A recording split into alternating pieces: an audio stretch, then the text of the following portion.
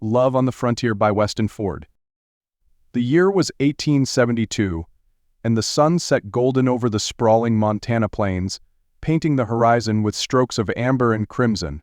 Isabelle Hartley, a spirited young woman with hair the color of honey, tightened her grip on the reins of her mare, Clover.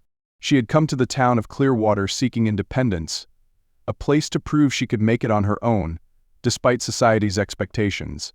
But the West, as wild as it was beautiful, had more surprises for her than she could have anticipated. Isabelle's journey west had been a leap of faith. After her parents' passing, she sold the modest home they had shared in Missouri and used the funds to buy a small piece of land just outside Clearwater. Her dream was simple yet bold, to build a life on her terms, away from the whispers and pitying looks of those who had deemed her a spinster at 24. The town of Clearwater bustled with activity. Wagons creaked along the dirt roads, their drivers calling out to one another in friendly banter. The saloon's pianos spilled jaunty tunes into the evening air, and children darted between buildings, their laughter ringing like bells. Isabelle felt a strange mix of trepidation and hope as she dismounted and tied Clover to a post outside the general store. Inside, she found more than just the provisions she sought. She found a pair of piercing green eyes watching her from across the room. Caleb Dawson, the storekeeper's son, stood behind the counter. His sleeves rolled up to reveal strong forearms dusted with sawdust from earlier work. He gave her a polite nod, his curiosity evident.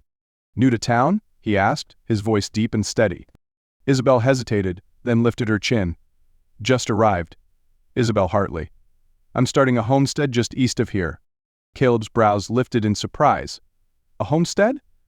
That's brave work for anyone, let alone on your own."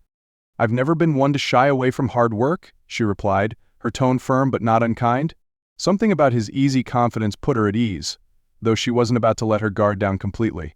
Over the next few weeks, Isabelle threw herself into the task of building her new life.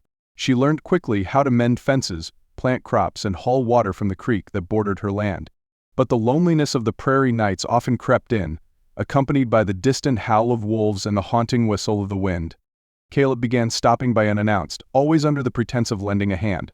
"Just passing through," he'd say, though Isabelle suspected otherwise.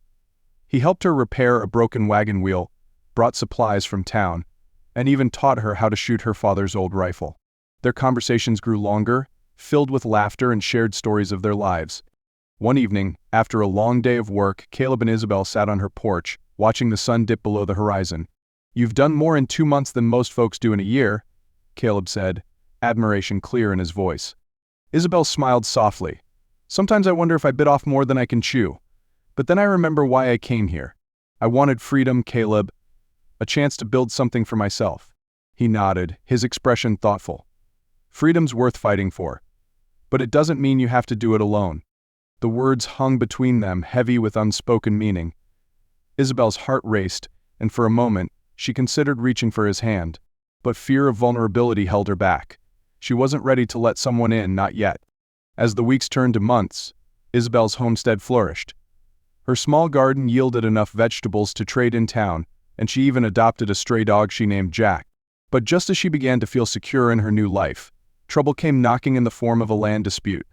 A wealthy cattle baron named Eli Rawlings claimed the creek on Isabelle's property as part of his grazing land.